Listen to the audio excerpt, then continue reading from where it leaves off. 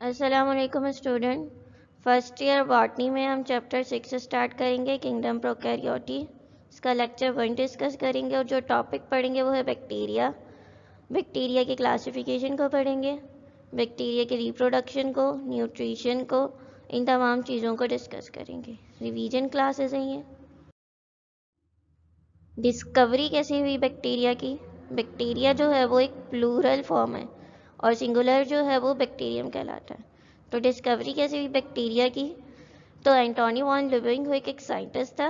उसने first time जो है वो बैक्टीरिया को डिस्कवर किया एक रेन वाटर के ड्रॉप में। उसने देखा कि कुछ ऑर्गेनिजम्स हैं जो फ्रीली मूव कर रहे हैं। जब उसने इस रेन वाटर को माइक्रोस्कोप पर रखकर स्टडी किया तो उसने कंक्लूड किया कि ये जो ऑर्गेनिजम्स हैं ये बैक्टीरिया हैं। बैक्टीरिया क्या है? ये स्मॉलेस्ट हैं, सिंपल लिविंग ऑर्गेनिजम्स हैं, यानी इनके अंदर कोई कॉम्प्लिकेटेड स्ट्रक्चर नहीं होगा जैसे मल्टी सेलुलर ऑर्गेनिजम्स में होता है। साइज जो है वो इनका वेरी करता है 0.2 से 2 माइक्रोन ब्रेथ में, जबकि 2 to 10 माइक्रोन इनकी लेंथ है। यूनिसेलुलर प्रोकैरियोट्स हैं। यूनिसेलुलर यानी बॉडी जो है वो स्ट्रक्चर इनका कंप्राइज होगा सिंगल सेल पर। प्रोकैरियोट्स का मतलब है कि इनके पास ट्रू न्यूक्लियस नहीं है और ना ही मेम्ब्रेन बाउंड ऑर्गेनेल्स हैं। ट्रू न्यूक्लियस का मतलब क्या है कि भाई इनके न्यूक्लियस के अराउंड ना तो मेम्ब्रेन होगी, ना न्यूक्लियोलस होगा, ना न्यूक्लियोप्लाज्म, ये तमाम चीज़ें एब्सेंट होगी। इसी तरह मेम्ब्रेन बाउंड ऑर्गेनेल्स भी इन ऑर्गेनिजम्स में एब्सेंट होते हैं। स्ट्रक्चर कैसा है बैक्टीरिया का? तो ये एक बैक्टीरियम सेल है। इसके अंदर 3 डिफरेंट लेयर्स हैं।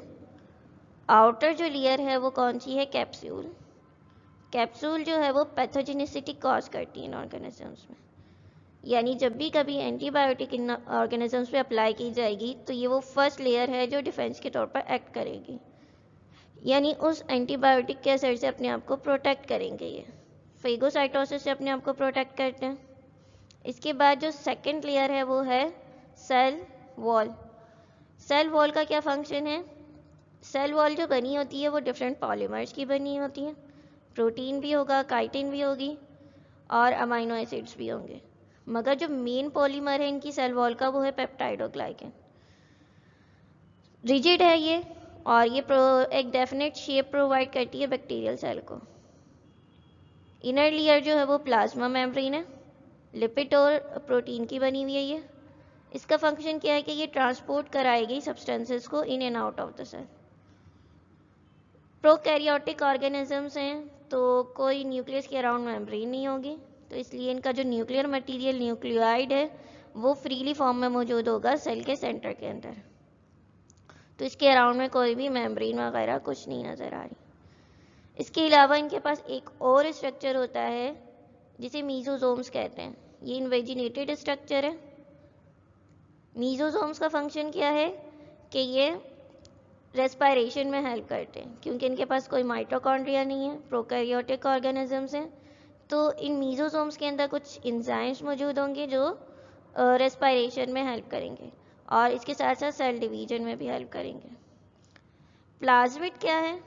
प्लाज्मिड एक्स्ट्रा सेलुलर डीएनए जो सर्कुलर फॉर्म में मौजूद होगा, वेक्टर के तौर पर एक्ट करता है, जेनेटिक इंजीनियरिंग में यूटिलाइज होता है, ग्रोथ एंड डेवलपमेंट में इसका कोई रोल नहीं है। तो अगर कोई एक क्वेश्चन आ जाता है कि बैक्टीरिया के अंदर कितने क्रोमोसोम्स होते हैं, तो यूनिसेलुलर ऑर्गेनिजम्स हैं तो एक सिंगल न्यूक्लियस या एक सिंगल डीएनए या क्रोमोसोम्स मौजूद होगा, मगर अगर प्लाज्मिड को भी काउंट कर लें तो 2 हो जाएंगे। राइबोसोम्स मौजूद हैं इनके अंदर। राइबोसोम्स का फंक्शन क्या है कि ये प्रोटीन सिंथेसिस करवाते हैं। एक जो है वो लॉन्ग फ्लैजिला मौजूद है, फ्लैजिलम मौजूद है। फ्लैजिलम का फंक्शन क्या है कि ये मोटिलिटी कॉज करता है, यानी मूवमेंट में हेल्प करेगा इन ऑर्गेनिजम्स की।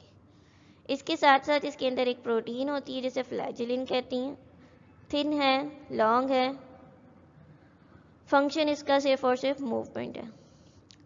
दूसरा स्ट्रक्चर एक और है भाई पिलाई का। पिलाई जो है वो इस फ्लैजिला से स्मॉल होंगे। यहाँ जो प्रोटीन है वो पिलिन है।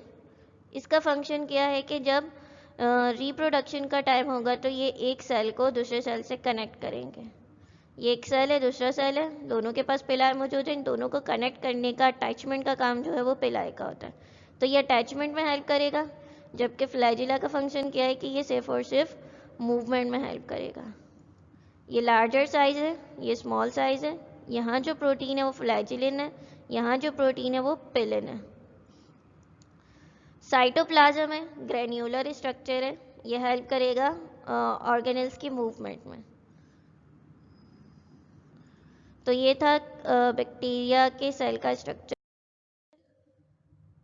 एक और डायग्राम है, कैप्सूल आउटर प्रोटेक्टिव लेयर है जो कि प्रोटेक्ट करेगी इसको एंटीबायोटिक के असर से। सेल वॉल है जो इसको स्पेसिफिक शेप मेंटेन करवाएगी। सेल मेम्ब्रेन है, ये मीजोजोम से इनफोल्डेड स्ट्रक्चर है प्लाज्मा मेम्ब्रेन का।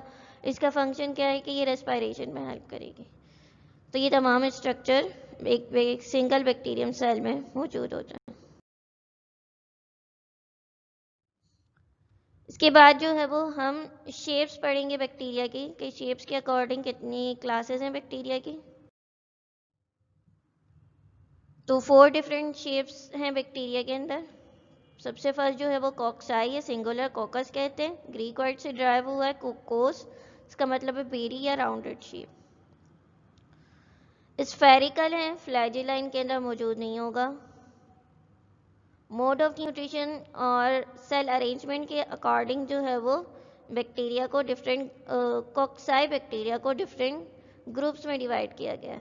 अगर कहीं शॉर्टेज होगी वाटर की या न्यूट्रिएंट की तो ये जो है वो सिंगल फॉर्म में रहेंगे, और अगर इनको जो है वो न्यूट्रिएंट और फूड मटेरियल जो है वो अबंडेंट मिलेगा तो ये अपनी कॉलोनीज बनाना शुरू कर देंगे। तो इस हिसाब से कॉक्साई बैक्टीरिया के डिफरेंट क्लासेस हैं, मतलब डिफरेंट ग्रुप्स हैं, अरेंजमेंट हैं। पहली जो है वो मोनोकोकस है जिसके अंदर एक सिंगल सेल मौजूद होगा बैक्टीरिया का। डिप्लोकोकस का मतलब है अगर एक पेयर में मौजूद हो दो कोकस तो ये डिप्लोकोक्साई कहलाएगी। स्ट्रेप्टोकोक्साई का मतलब है कि एक चेन में मौजूद होंगे बैक्टीरिया तो ये स्ट्रेप्टोकोक्साई कहलाएंगे। टेट्राड का मतलब है अगर 4 का ग्रुप होगा, 4 सेल्स की अरेंजमेंट होगी तो वो टेट्राड कहलाएगी। सार्सिना क्या है, ये क्यूब है 8 सेल्स का। स्टेफाइलोकोक्साई क्या है, ग्रेप लाइक अरेंजमेंट है, ग्रुप बना हुआ है बहुत सारे सेल्स का। इसी तरह सेकंड कैटेगरी है इसके पास बैसिला की। बैसिलस सिंगुलर है, लैटिन वर्ड से ड्राइव हुआ है। बैकलस इसका मतलब है rod shape bacteria. Rod shape bacteria हैं, ये पेयर्स में भी मौजूद होंगे और इनके पास फ्लैजिला मौजूद होता है। इसकी भी डिफरेंट कैटेगरीज हैं, टाइप्स हैं।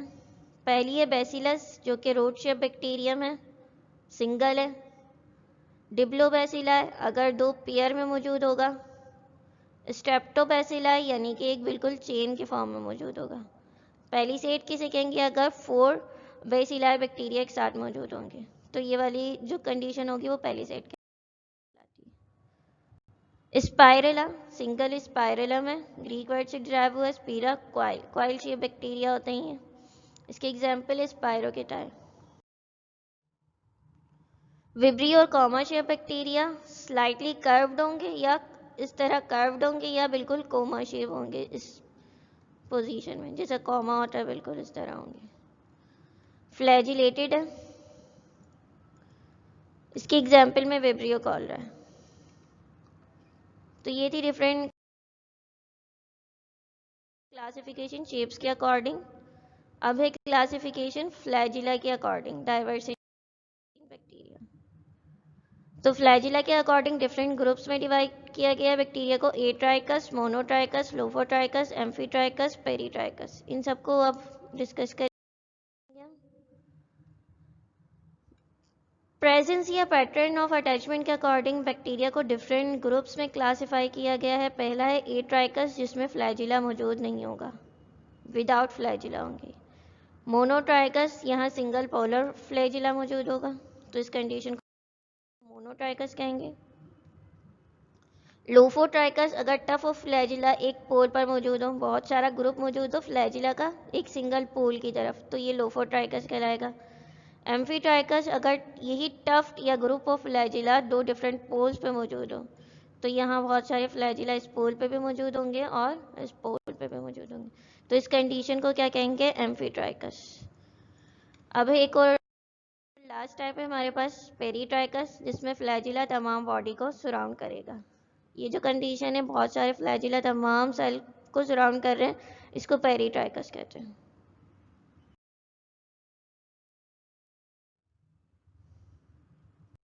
न्यूट्रिशन की बात करेंगे। न्यूट्रिशन कितनी टाइप्स की होती हैं बैक्टीरिया के अंदर? तो न्यूट्रिशन के अकॉर्डिंग जो है वो बैक्टीरिया को डिफरेंट ग्रुप्स में क्लासीफाई किया है। एक तो ऑटोट्रॉफिक, वो ऑर्गेनिज्म जो फूड खुद प्रिपेयर करेंगे। फर्दर क्लासीफाई होंगे दो में, फोटोसिंथेटिक, कीमोसिंथेटिक। सनलाइट को यूज़ कर रहे हैं, केमिकल्स को यूटिलाइज कर रहे हैं। हिट्रोट्रॉफिक, वो जो अपना फूड खुद नहीं प्रिपेयर करेंगे। पैरासाइट्स आ जाएंगे इसमें, और सेप्रोफाइट। थर्ड टाइप कौन सी है? सिम्बायोटिक बैक्टीरिया की। तो पहले ऑटोट्रॉफिक बैक्टीरिया को डिस्कस करेंगे। ये कार्बन डाइऑक्साइड को यूटिलाइज करेंगे, वाटर के साथ कंबाइन करेंगे और अपनी एनर्जी ऑब्टेन करेंगे। सनलाइट को यूटिलाइज करेंगे लाइट के तौर पर, ताकि वो इनके क्लोरोफिल के मॉलिक्यूल को एक्टिवेट करवाए और फूड मटेरियल प्रिपेयर कर लेंगे। ये फर्दर डिवाइड करेंगे दो ग्रुप्स के अंदर। फोटोसिंथेटिक बैक्टीरिया, वो जो जिनके अंदर सिर्फ और सिर्फ सनलाइट यूटिलाइज हो। क्लोरोफिल क्योंकि इनका डिस्पर्स होता है पूरे साइटोप्लाज्म के अंदर, तो ये एटमॉस्फेयर से कार्बन डाइऑक्साइड को लेंगे और यहाँ जो है वो वाटर नहीं लेंगे। टेरेस्टेरियल प्लांट्स में क्या होता है कि वाटर जो है वो स्प्लिट होके हाइड्रोजन और ऑक्सीजन में ब्रेक होता है, मगर यहाँ जो है हाइड्रोजन, इनके पास वाटर तो होगा नहीं, क्योंकि ये ऐसी इन्वायरमेंट में रहते हैं जहाँ ऑक्सीजन की डेफिशिएंसी होती है। सल्फर स्प्रिंग्स में रहते हैं, तो ये क्या करते हैं, हाइड्रोजन सल्फाइड को यूटिलाइज करेंगे वाटर के बजाय। तो हाइड्रोजन सल्फाइड को स्प्लिट जब करेंगे तो हाइड्रोजन और सल्फर रिलीज होगी, तो सल्फर जो है वो लिबरेट हो जाएगी और इस हाइड्रोजन को इस कार्बन डाइऑक्साइड के साथ कंबाइन करके अपना फूड मटेरियल प्रिपेयर कर लेंगे। कार्बन डाइऑक्साइड एटमॉस्फेयर से मिली, ये भी एटमॉस्फेयर से मिली, इन दोनों में स्प्लिटिंग हो गई, ये ब्रेक हो गए, ये हाइड्रोजन इसके साथ कंबाइन हो गया, तो ये इसने क्या बना दिया, फूड मटेरियल। कार्बोहाइड्रेट किसी भी फॉर्म में हो सकता है, यहाँ ग्लूकोज, फ्रुक्टोज, सक्रोज कुछ भी हो सकता है। बाकी ये जो सल्फर गैस थी ये रिलीज हो गई, ये एटमॉस्फेयर में आ गई। तो ये जो ऑर्गेनिजम्स हैं फोटोसिंथेटिक बैक्टीरिया, इनके पास एक स्पेशल टाइप का क्लोरोफिल भी मौजूद होता है जिसे बैक्टीरियो क्लोरोफिल कहते हैं। वाटर को नहीं यूटिलाइज करेंगे, इसकी जगह ये हाइड्रोजन सल्फाइड को यूटिलाइज करेंगे। तो कौन सी गैस रिलीज होगी? जाहिर है जब हाइड्रोजन सल्फाइड को यूज कर रहे हैं तो लिबरेट भी सल्फर गैस ही होगी। कीमोसिंथेटिक बैक्टीरिया जो कि इन कंपाउंड्स को, इन ऑर्गेनिक कंपाउंड्स को यूटिलाइज करेंगे, नाइट्रेट, अमोनिया, सल्फर, आयन, इनकी ब्रेक डाउन करवाएंगे और इनसे जो एनर्जी ब्रेक रिलीज होगी उसको यूटिलाइज कर लेंगे। तो कीमोसिंथेटिक बैक्टीरिया अमोनिया के साथ ऑक्सीडेशन करवाएंगे, ऑक्सीजन ऐड करवाएंगे इनके अंदर, फिर ये नाइट्राइट्स में कन्वर्ट कर देंगे, फिर ये नाइट्राइट्स को अगेन कन्वर्ट कर देंगे नाइट्रेट्स में। तो इससे जो एनर्जी ये रिलीज होगी, इस एनर्जी को ये यूटिलाइज कर लेंगे अपने डिफरेंट मेटाबॉलिक फंक्शंस में। हिट्रोट्रॉफिक बैक्टीरिया कौन से बैक्टीरिया हैं? वो बैक्टीरिया जो किसी दूसरे ऑर्गेनिजम्स पे डिपेंड करेंगे अपना फूड मटेरियल हासिल करने के लिए। इनकी फर्दर क्लासिफिकेशन है, टू ग्रुप्स में डिवाइड कर रहे हैं। पहला पैरासाइट है, जो किसी भी दूसरे लिविंग ऑर्गेनिजम्स की बॉडी में ग्रो कर इनसाइड जो है वो मल्टीप्लाई करेगा अपने नंबर्स को और वहाँ से अपना फूड मटेरियल हासिल करेगा। तो जिस ऑर्गेनिजम्स की बॉडी के अंदर जो है ये इनसाइड ग्रो करते हैं वो उसको होस्ट कहते हैं, और ये फुली डिपेंड करते हैं, यानी उसी से तमाम अपने फूड मटेरियल हासिल करते हैं, खुद कुछ भी नहीं करते। और जिस होस्ट के अंदर ये सरवाइव करेंगे उसको या तो उसके अंदर कुछ डिसीज कॉज कर देंगे या उस होस्ट को किल कर देंगे। सेप्रोफाइट बैक्टीरिया कौन से हैं? वो बैक्टीरिया जो अपना food material death organic substances से हासिल करते हैं। सॉइल ह्यूमस जो है वो फॉर्म किस तरह होता है कि इसके अंदर डीके पार्ट्स होते हैं, प्लांट्स के, एनिमल के। इन इस सॉइल के अंदर जो है ये बैक्टीरिया ग्रो करेंगे और इन डेथ ऑर्गेनिक सब्सटेंसेस के अंदर जितनी भी कॉम्प्लेक्स कंपाउंड हैं उसको सिंपल में कन्वर्ट कर देंगे और अपनी एनर्जी को यूटिलाइज कर लेंगे। अगर प्लांट की बात करें, सेल वॉल मटेरियल इसका सेलुलोज है, ये इसको कॉम्प्लेक्स कंपाउंड है, इसको ब्रेक करेंगे, सिंपल शुगर में कन्वर्ट कर देंगे और इसे यूटिलाइज कर लेंगे एनर्जी के तौर पर। तो इस तरह के बैक्टीरिया सेप्रोफिटिक बैक्टीरिया कहते हैं। सिम्बायोटिक बैक्टीरिया वो हैं जो एसोसिएशन बनाएंगे किसी दूसरे ऑर्गेनिजम्स के साथ और बेनिफिट हासिल करेंगे दोनों। तो इस तरह के बैक्टीरिया जो हैं वो सिम्बायोटिक बैक्टीरिया कहलाते हैं। राइजोबियम बैक्टीरिया है, ये रूट नोड्यूल्स में पाया जाता है लिग्यूमिनस प्लांट के। तो ये जो राउंडेड से स्ट्रक्चर नज़र आ रही हैं ये नोड्यूल्स कहलाते हैं। इनके अंदर बैक्टीरिया जो है वो है राइजोबियम बैक्टीरिया।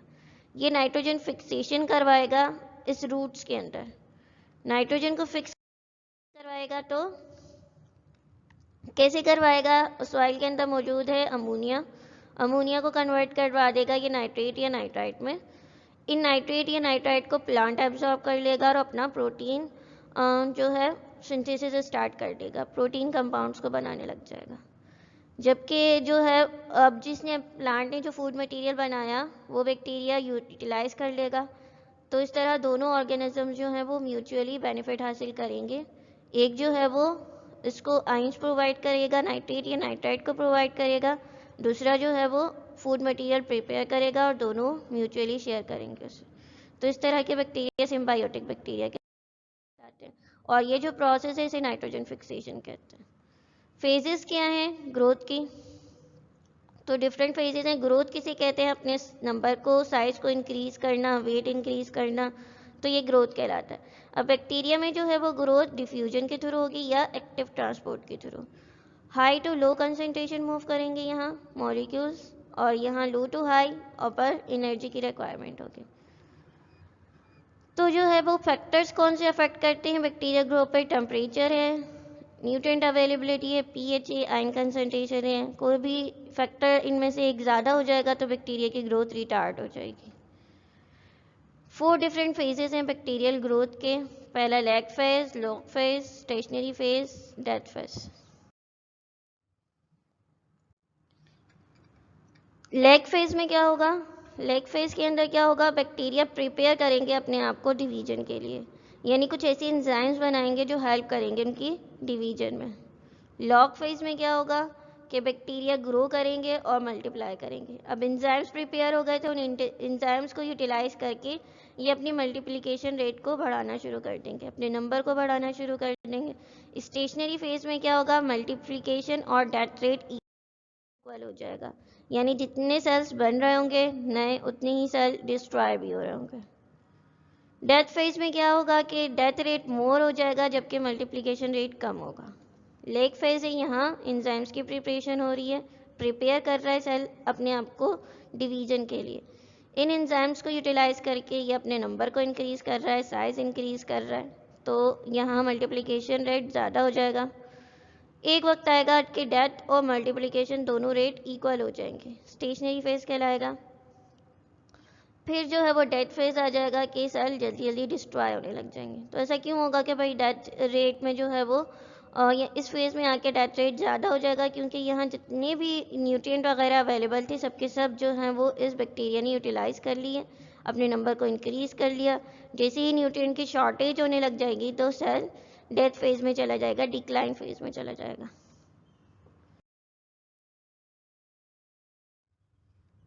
रिप्रोडक्शन कितनी टाइप्स की होंगी बैक्टीरिया के अंदर?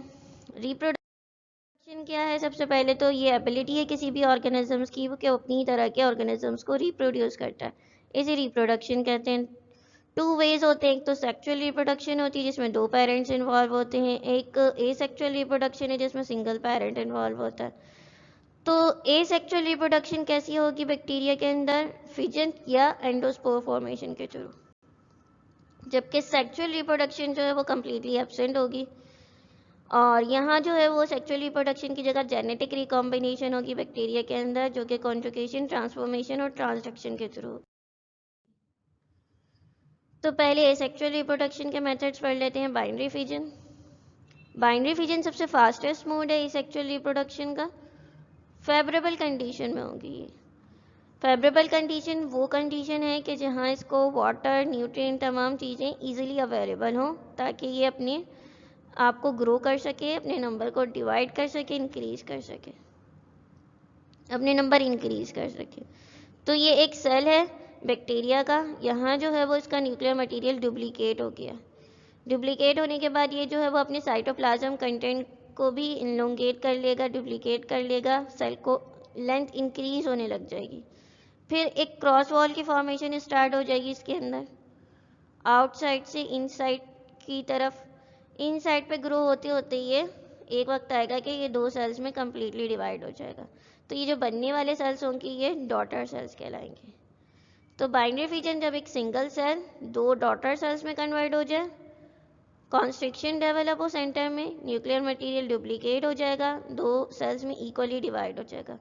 फेवरेबल कंडीशन में होगी जब वाटर, न्यूट्रिएंट, तमाम चीज़ें उसको इजीली अवेलेबल होंगी। टाइम भी बहुत कम है, 20 से 30 मिनट्स लगते हैं कंप्लीट सिंगल फिजन में। सेकेंड मेथड है हमारे पास एंडोस्पोर फॉर्मेशन का। एंडोस्पोर फॉर्मेशन में क्या होगा कि पूरा का पूरा प्रोटोप्लाज्म जो है वो श्रिंक होने लग जाएगा और एक स्मॉल मास बना लेगा। अब कुछ वॉल्स डेवलप हो जाएंगी, थिक होने लग जाएगा अराउंड सेल के अंदर, इस मास के अराउंड, तो उसको एंडोस्पोर कहेंगे।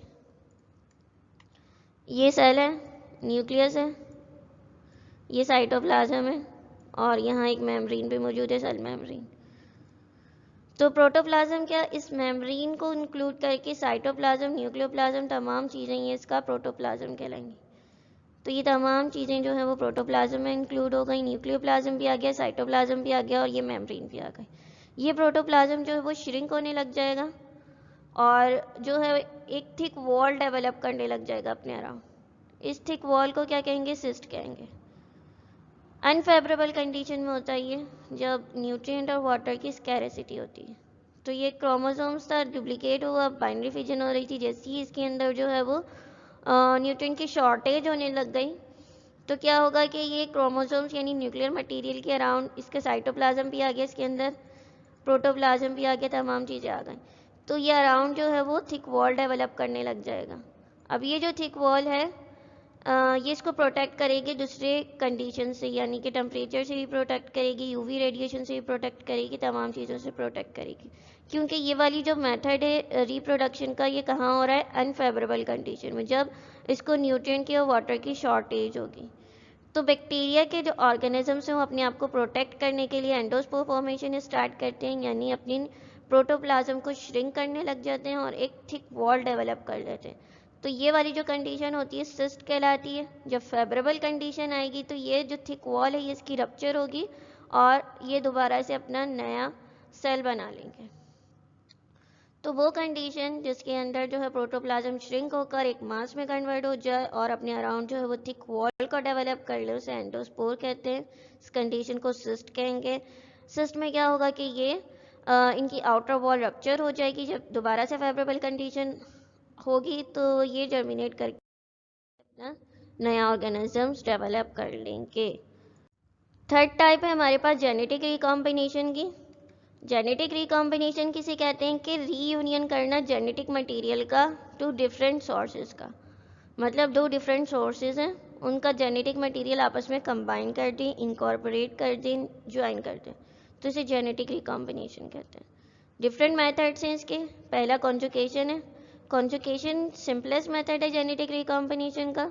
जेनेटिक मटेरियल एक बैक्टीरियम से दूसरे बैक्टीरियम में ट्रांसफर होगा एक ट्यूब के थ्रू, जिसे कॉन्जुगेशन ट्यूब या साइटोप्लाज्मिक ब्रीच कहते हैं।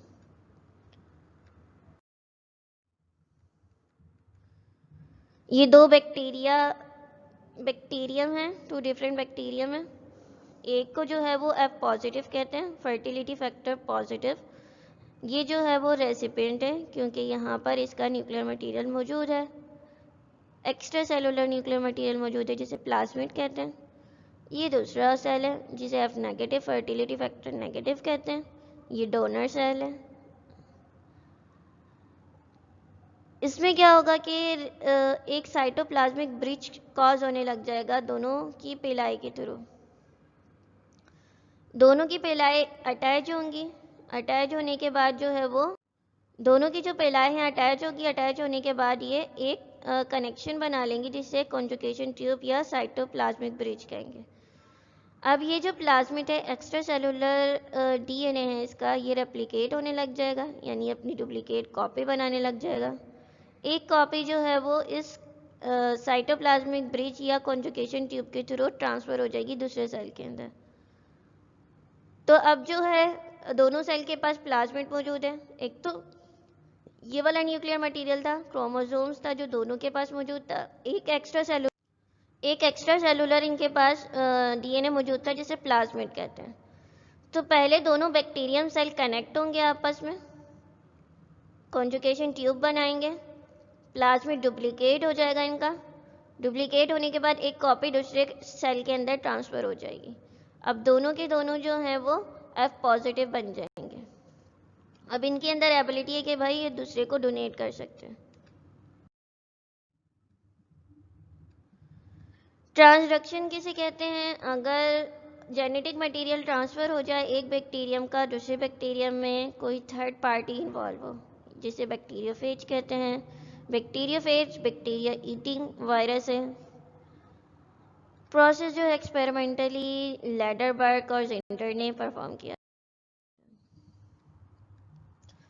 ये एक बैक्टीरिया का सेल है, इसके ऊपर बैक्टीरियोफेज वायरस ने आकर अटैक किया है। सबसे पहले ये जो है वो एंजाइम सिक्रीट करेगा, इसकी रिसेप्टर साइट पर आकर अटैच होगा, लाइसोजाइम्स एंजाइम सिक्रीट करेगा, इसकी वॉल को रप्चर करेगा। रप्चर करने के बाद अपना जेनेटिक मटेरियल इसके अंदर इंजेक्ट कर देगा। अब जब जेनेटिक मटेरियल इंजेक्ट हो जाएगा तो ये कंट्रोल हासिल कर लेगा इस सेल के ऊपर। अब बैक्टीरिया के जो डीएनए उसको भी छोटे छोटे पार्ट्स में कन्वर्ट करना शुरू कर देगा और वायरल डीएनए को भी।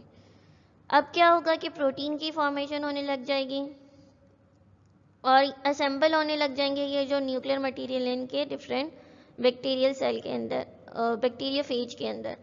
अब जो है वो कुछ ऐसे भी सेल्स बनना शुरू हो जाएंगे जिनके अंदर बैक्टीरिया का डीएनए होगा। तो ये डीएनए जो बैक्टीरिया का दोबारा से किसी दूसरे बैक्टीरिया के पास जाके अटैक करेगा और उसके साथ इनकॉर्पोरेट हो जाएगा, यानी उसके डीएनए के साथ कंबाइन हो जाएगा। तो इसे ट्रांसफॉर्मेशन कहते हैं, जिसमें जेनेटिक मटेरियल इनकॉर्पोरेट हो रहा है एक का दूसरे के अंदर, मगर किसके थ्रू? एक थर्ड पार्टी के थ्रू, जिसे बैक्टीरियोफेज वायरस कहते हैं। बैक्टीरियोफेज वायरस पहले बैक्टीरिया के सेल के ऊपर अटैक करेगा, एंजाइम सिक्रीट करेगा, रिसेप्टर साइट पर अटैच होकर इसकी बॉल को ब्रेक कर देगा। फिर जाने के बाद जो है वो बैक्टीरिया के और अपने डीएनए के, बैक्टीरिया का जो डीएनए है उसके फ्रेगमेंट्स बनाएगा, जबकि वायरल का जो डीएनए है वो अपनी कॉपी बनाना शुरू कर देगा, क्योंकि इसने इसके ऊपर कंट्रोल हासिल कर लिया। अब तमाम चीज़ें जो बनेंगी वो इसी की बनेंगी। तो ये जो फ्रेगमेंट्स में कन्वर्ट हो गया था डीएनए, कुछ बैक्टीरियोफेज ऐसे होंगे जिनके अंदर ये वाला डीएनए भी मौजूद होगा। तो ये वाले जो बैक्टीरिया के डीएनए ये दूसरे सेल के ऊपर अटैक करेंगे और इनकॉर्पोरेट हो जाएंगे। और ऐसा भी हो सकता है कि ये जो वायरल कॉपीज़ बनी हैं इसके अंदर, जो बैक्टीरियोफेज के अंदर जो दूसरा वायरल है डीएनए, ये भी किसी दूसरे बैक्टीरिया के पास अटैक करेगा और दोबारा से अपनी कॉपी बनाना शुरू कर देगा, इनकॉर्पोरेट हो जाएगा इसके साथ। थर्ड टाइप हमारे पास है ट्रांसफॉर्मेशन में। ट्रांसफॉर्मेशन में क्या होगा कि एक बैक्टीरियम सेल से दूसरे बैक्टीरियम सेल के अंदर ट्रांसफ़र होगा जेनेटिक इन्फॉर्मेशन। ये वाला एक्सपेरिमेंट जो है वो फ्रेड ग्रिफ्ट में किया था। ये डीएनए है, कोई भी बैक्टीरिया का सेल है जो कि फ्रेगमेंट्स में कन्वर्ट हो गया उसका डीएनए, और ये दूसरा बैक्टीरियम है जिसके अंदर इसका न्यूक्लियर मटेरियल मौजूद है। तो कुछ ऐसा होगा कि भाई ये वाला जो डीएनए है वो इसके सेल में आ जाएगा। आने के बाद क्या होगा, ये छोटे छोटे फ्रेगमेंट्स में कन्वर्ट हो जाएगा और फिर इनकॉर्पोरेट हो जाएगा दूसरे बैक्टीरियम के डीएनए से। तो ये वाला प्रोसेस ट्रांसफॉर्मेशन कहलाता है। रेस्पायरेशन पढ़ेंगे। रेस्पायरेशन कितनी टाइप्स की बैक्टीरिया में? एरोब्स वो हैं जिनको ऑक्सीजन रिक्वायर है रेस्पायरेशन के लिए। इनमें फर्दर 2 टाइप्स आ जाएंगी। ऑब्लिगेट, जो कि सिर्फ और सिर्फ ऑक्सीजन की प्रेजेंस में रेस्पायर करेंगे। फैकल्टेटिव, जो प्रेजेंस और एब्सेंस दोनों में रेस्पायर करेंगे। सेकेंड टाइप है एनएरोब्स, जो कि ऑक्सीजन की एब्सेंस में सर्वाइव करेंगे, रेस्पायर करेंगे। इनके अंदर भी 2 कैटेगरीज हैं। ऑब्लिगेट एनएरोब्स, जो किल हो जाएंगे ऑक्सीजन की प्रेजेंस में, क्योंकि ये रहते ही बगैर ऑक्सीजन के। और दूसरे हैं फैकल्टेटिव, जो प्रेजेंस और एब्सेंस दोनों में सर्वाइव कर सकते हैं। थर्ड टाइप है माइक्रो एरोफिलिक, जो कि लिटिल अमाउंट में सर्वाइव करेंगे ऑक्सीजन की। तो रेस्पायरेशन के अकॉर्डिंग 3 टाइप्स के बैक्टीरिया हैं। एरोब्स, जिसमें ऑब्लिगेट और फैकल्टेटिव एरोब्स आ रहे हैं। एनएरोब्स, जिसमें ऑब्लिगेट एनएरोब्स और फैकल्टेटिव एनएरोब्स आ रहे हैं। माइक्रो एरोफिलिक, जो कि लिटिल अमाउंट में सर्वाइव करेंगे। इकोनॉमिक इम्पॉर्टेंस क्या है बैक्टीरिया की, तो एग्जाम में जब भी क्वेश्चन आ जाए इकोनॉमिक इम्पॉर्टेंस का, तो पॉजिटिव और नेगेटिव दोनों इम्पॉर्टेंस को डिस्कस करना है। पॉजिटिव इम्पॉर्टेंस क्या है कि ये डिकम्पोजर्स हैं, किसी भी डेथ पार्ट पर ग्रो करेंगे प्लांट या एनिमल की, उनके कॉम्प्लेक्स कंपाउंड को सिंपल में कन्वर्ट कर देंगे और इन सिंपल कंपाउंड्स को यूटिलाइज करके अपनी एनर्जी ऑब्टेन करेंगे। इसके तो साथ साथ ये जो है वो इन्वायरमेंट को क्लीन भी कर देंगे, यानी वो जो डेथ रिमेन्स हैं उनको इस इन्वायरमेंट से रिमूव भी कर देंगे। फर्टिलिटी को इम्प्रूव करेंगे, जब इन डेथ ऑर्गेनिज्म पे जो है वो ग्रो कर रहे हैं, उनके कॉम्प्लेक्स को सिंपल में कन्वर्ट कर रहे हैं, तो कुछ ऐसे जो है वो सब्सटेंसेस जो है वो सॉइल के अंदर भी रिलीज़ कर रहे हैं और इन सब्सटेंसेस को जो है वो प्लांट यूटिलाइज कर रहा है अपने मेटाबॉलिक फंक्शंस को परफॉर्म करने के लिए। तो इस तरह ये सॉइल की फर्टिलिटी भी इम्प्रूव कर रहे हैं। इंडस्ट्री में भी बहुत सारे बैक्टीरिया जो हैं वो डिफरेंट यूटिलाइज होते हैं, जैसे कि ये मिल्क को कन्वर्ट कर देंगे गर्ड के अंदर, बटर को चीज़ में कन्वर्ट कर देंगे, अल्कोहल के प्रिपरेशन में इन्वॉल्व होंगे, लेदर इंडस्ट्री में इन्वॉल्व होंगे कि जो इनकी आउटर जो स्किन होगी उसके ऊपर से हेयर को रिमूव करने में हेल्प करेंगे। जेनेटिक इंजीनियरिंग में ये बैक्टीरिया यूटिलाइज होंगे, जैसे एक बैक्टीरिया है इकोलाई, इसको ग्रोथ हार्मोन को प्रोड्यूस करने के लिए, इंसुलिन को प्रोड्यूस करने के लिए यूज़ किया जाता है। इसके साथ साथ इनके कुछ मेडिसिनल इम्पॉर्टेंस भी हैं कि कुछ बैक्टीरिया को यूटिलाइज किया जाता है एंटीबायोटिक्स बनाने के लिए। एंटीबायोटिक केमिकल सब्सटेंसेस हैं जो किसी भी दूसरे माइक्रो ऑर्गेनिजम्स की एक्टिविटी को इनहिबिट कर देती हैं या डिस्ट्रॉय कर देती हैं। तो कुछ एंटीबायोटिक्स के नाम है यहाँ पर टेरामाइसिन, नियोमाइसिन, स्ट्रेप्टोमाइसिन, और एक विटामिन है B12 जिसे राइबोफ्लेविन कहते हैं। ये एक बैक्टीरियम से आइसोलेट किया गया है जिसे क्लोस्ट्रीडियम बैक्टीरिया कहते हैं, क्लोस्ट्रीडियम बैक्टीरिया। नेगेटिव इम्पॉर्टेंस क्या है कि ये स्पॉइल कर देते हैं फूड मटेरियल को। ये हेल्दी एप्पल्स हैं और यहाँ पर बैक्टीरिया की ग्रोथ हो गई तो इसने इसको स्पॉइल करना शुरू कर दिया। डिसीज़ कॉज करते हैं, प्लांट्स में भी कॉज करते हैं, एनिमल्स में भी। प्लांट्स में जो डिसीज़ कॉज करते हैं वो सिट्रस कैंकर है, फायर ब्लाइट है, रिंग डिसीज़ है पोटैटो की। तो ये सिट्रस कैंकर है जिसके अंदर जो है वो ये इसकी सरफेस पे ग्रो कर जाते हैं और जो सिट्रस है उसको इतना हार्ड कर देते हैं कि ये ब्रेक ही नहीं हो पाता। कुछ नेगेटिव इम्पॉर्टेंस में एनिमल्स में भी डिसीज़ कॉज करते हैं, जैसे ट्यूबरक्लोसिस है, नमोनिया है, क्लोरेला है, टाइफाइड है, टेटनस है। तो यहाँ तक जो है वो चैप्टर 6 का रिवीजन कंप्लीट हुआ। इसकी जो एक और टॉपिक रह गया था साइनोबैक्टीरिया, वो ऑलरेडी आप पढ़ चुके हैं। तो इस तरह जो है वो चैप्टर 6 का जो है वो रिवीजन भी कंप्लीट हो गया और आपने तमाम टॉपिक्स भी कंप्लीट पढ़ लिए। नेक्स्ट क्लास में इंशाल्लाह हम चैप्टर 4 का रिवीजन स्टार्ट करेंगे। तो जब तक के लिए खुदा हाफिज़।